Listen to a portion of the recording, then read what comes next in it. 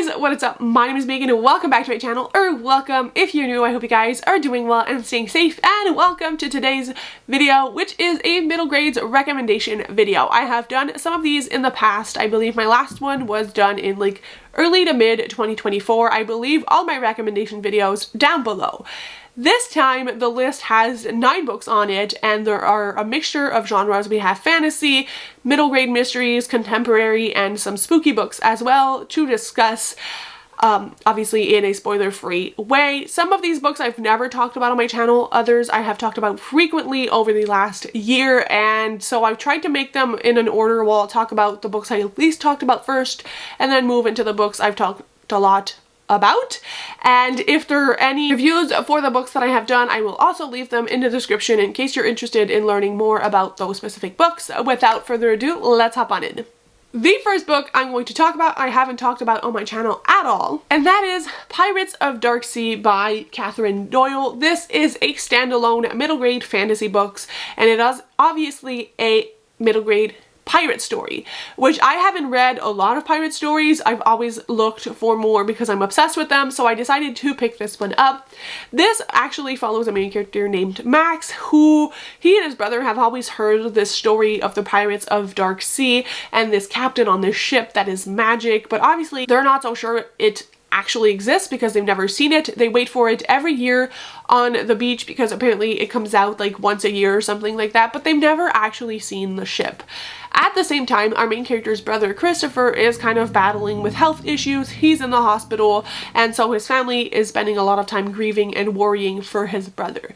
Now the adventure takes off when our main character Max is actually invited to go on this pirate ship, and his hope is that he can find some way to bring some of the magic from the pirate ship back to save his brother. And so he goes on this journey on this pirate ship, and it's essentially a pirate story mixed with the story of grief, because we have characters who we learn about on the ship who are also going through the grief of their captain who actually passed away, and so they have this new captain who not everybody is a fan of, and so everybody is grieving in their own way, and the representation of grief is done incredibly well in this book. It's a well-balanced book where it's not like super triggering for younger children, but it also does talk about those topics, and I would say this is definitely a more fast-paced middle grade book. It's not very long. I think it's like, is it even 300 pages? Let me see. Yeah, it's shy of 300 pages. The audiobook is great as well.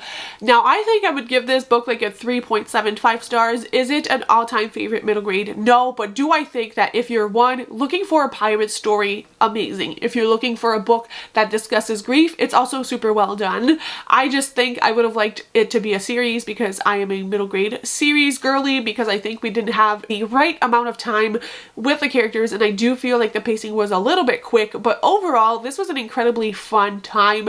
I was craving a book like set on the water, and it really delivered. I love the pirate elements in here and the functioning of the ship and meeting the crew, and the magical elements which were intertwined I think were well done. The world was fun to be in, and so if you yourself are looking for a pirate story or know someone like a child or someone else who is craving one, I definitely think this one would fit the bill. Then we have a book that I read very recently, like 2025. I talked about it in my first vlog of the year, and that is Clockwork Conspiracy by Sam Sedgman, who is the co-author of the Adventures on Train series.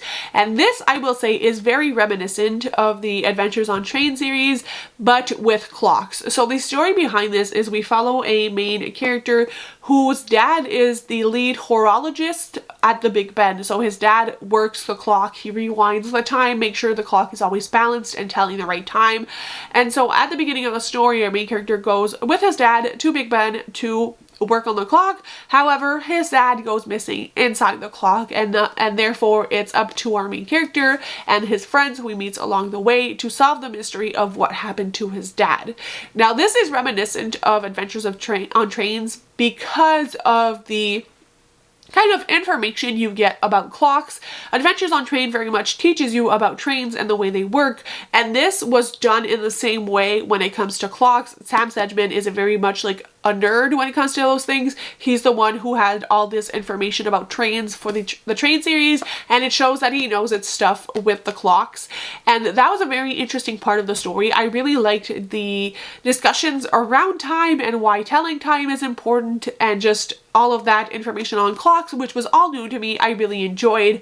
The mystery is also very fast-paced. I don't love this quite as much as I did the Adventures on Train, but I think it really holds well for a first book in a series. This is obviously not going to be a standalone. We are going to follow our character as he solves more mysteries.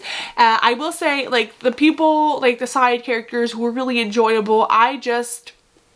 Again, I think the pacing was a little bit quick for me, but overall really enjoyed the mystery. It made sense. Like the plot points were not like, oh my god, what is happening? The story made sense from beginning to end. It was kind of whimsical. I really loved the clock elements, which you don't often see in middle grade, and it was just overall a really good time. Again, the audiobook for this is a really fun time, and it's just what you would expect from a middle grade mystery, but also the fun clock element. Then we have another book I've talked about briefly, but not like in full detail, or I haven't mentioned it so much on my channel, but I think about it all the time, and that is Stella by McCall Hoyle. Stella is the story of our little beagle here who used to work at an airport to sniff out if there were any bombs or explosives, until her carrier, the person who she worked with, actually passes away in an explosion that Stella didn't detect. Since then, Stella has obviously not been well, and we follow her journey as she is kind of left behind by her foster homes and end up in the care of this child and her mother, and all the story is from Stella's point of view. And this is kind of Stella getting a second chance at life and becoming useful in the life of this child, and how she is given a second chance.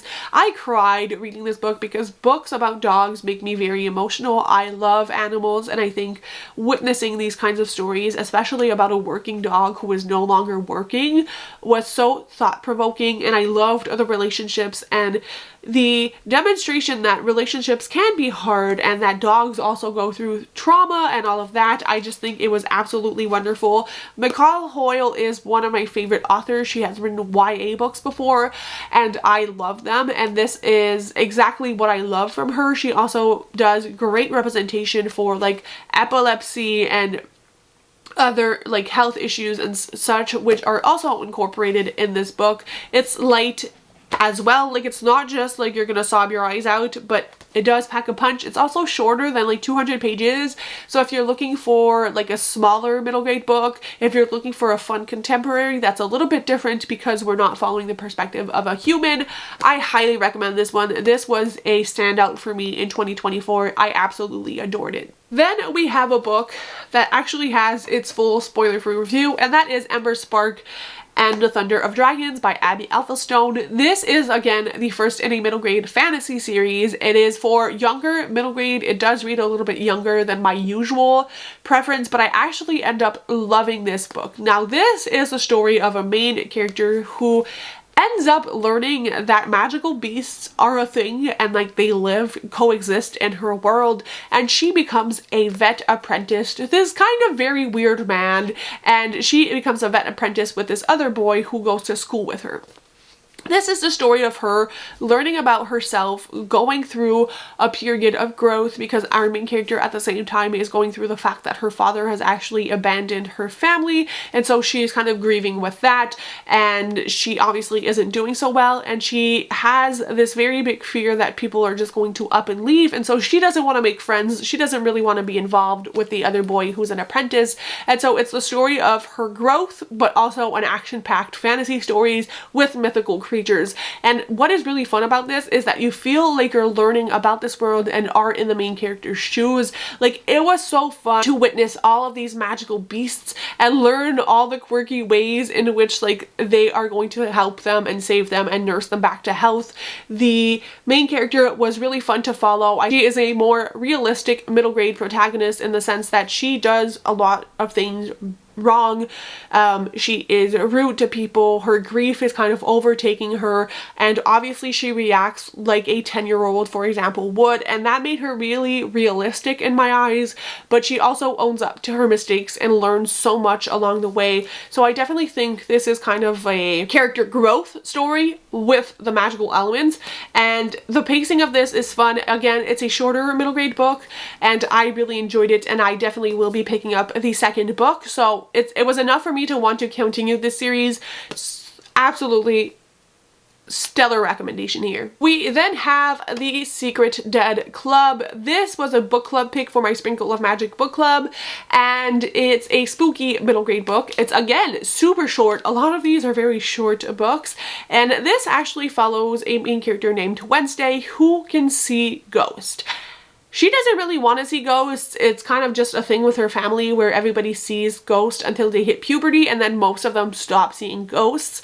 However, her grandmother never stopped and she kind of made a career out of it. But our main character at the beginning of this book has had a like scary encounter with a ghost, and so her and her mom, who used to have this kind of like nomad lifestyle, move into this new house and try to put a lot of distance between our main character and the ghost because she was very frightened.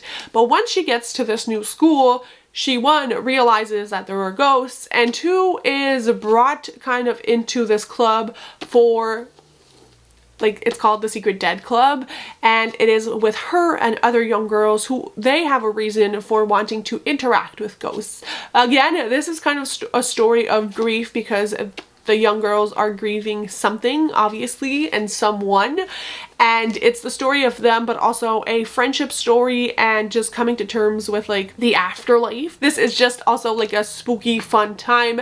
I really liked the diversity in this one. I think that the story itself was really compelling. It's very fast paced and you feel like things are continuously moving. I loved the family element in the story and the friendships as well, and they were there for each other for so many different reasons, and it's just a really fun time. I recommend this for a spooky book. It sort of reminds me of the Victoria Schwab series in like the ghost element, but it takes it in a very different direction. Then I have a graphic novel to talk about, which is City of Dragons: The Awakening. It is the first in a middle grade graphic novel series, and it's basically a dragon focused story where a main protagonist ends up being given by this very strange woman like this dragon egg, and it kind of hatches a dragon, and our main character has to go on like a quest to take care of this dragon, but also people want the dragon, and it's this whole ordeal, and it's really fun, fast-paced. I love the dragon elements in here, and just it's kind of like a mystery as well because obviously people are trying to get to the dragon, and it's our main character and her friend's job to kind of piece together what exactly is happening, why she was given this dragon, why dragons exist in the first place, and why are people after it. So it's kind of a mystery with fantasy elements in it, and I loved the art in this. I think it's really pretty, and I would definitely continue the series if I had the next volumes. Then we come to the more like obvious recommendations that I have, the first being Keepers of the Lost City by Shannon Messenger. This was part of my flopped read along for last year, but I will say I absolutely really enjoyed the first book in this series.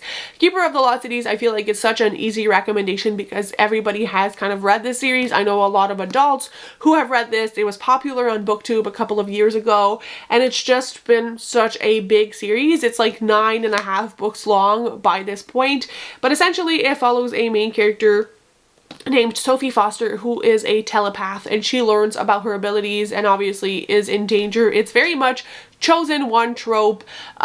She gets moved to this magical world. People are kind of after her, and she has to kind of figure things out, as well as figure out her powers. It's a very classic middle grade stories. It's often compared to Harry Potter and all of those stories. I think what I really like about this is, one, our main character feels her age, and she feels all those struggles of adapting to a new world, leaving her family behind, and like it's not forgotten after 3 chapters. Like, she's still struggling. She also demonstrates a lot of like symptoms of anxiety. She has this habit of like pulling her eyelashes, and it's just, she feels like a flawed character, but she also very much feels her age, so it's not annoying. This also has like our main character interacting with boys, and obviously at their age it's kind of like a he kind of moment where they find each other cute, and it's a little bit embarrassing, and just all of that is also interweaved within this, which makes our characters feel so much more relatable. And obviously this is a child's story. I'm not saying like there will be the greatest development when it comes to relationships, but I think throughout the series our main character obviously will grow, and it's going to be an interesting dynamic. They just feel very 3-dimensional, and I really appreciated that. I love the world, love the powers. I think it's a staple for a reason, and it just makes sense to me. Audiobooks, fantastic, highly recommend. And then we obviously have The Chronicles of Weatherwhy by Anna James, which also has its own review. Keepers also does. Like, a few of them have reviews. I probably forgot to mention that. But Chronicles of Weatherwhy by Anna James, I have blabbed about this book so much. I would highly recommend watching my spoiler-free review if you haven't and you're interested. But Anna James is the author of Pages & Co., and she came back with a new middle grade fantasy series. This is its first book. It came out late 2024, and it follows 2 main characters who are siblings in this world where everybody has an attachment to a season, and that gives them magic. So you can have spring magic, fall magic, winter magic, but there are also people who have all 4 magics, which are enchanters, and enchanters are rare, and they are brought to this academy when they are 13 to learn about their powers and obviously like use them in a safe way so that they can help within society. And so we follow one character who is an enchanter who goes to the academy, and the other who is quote-unquote left behind to do his own thing, and he gets wrapped up in a secret society who does not really love enchanters, and it's kind of like exploring the dynamics of that sibling rivalry and the unfairness of some people having all the power where other people don't really have power. And it's also just like a magical school setting. It's fantastic. I love this. This was my like top 2nd favorite book of 2024. I talk about this a lot, but I highly recommend, obviously. And my last recommendation is also another one I've yapped about a lot, and that is the Mystwick School of Musicraft. It just hadn't been on a list, so I need to put it on one so I can finally move on. This is another book that was like top books of the year. It has its own review.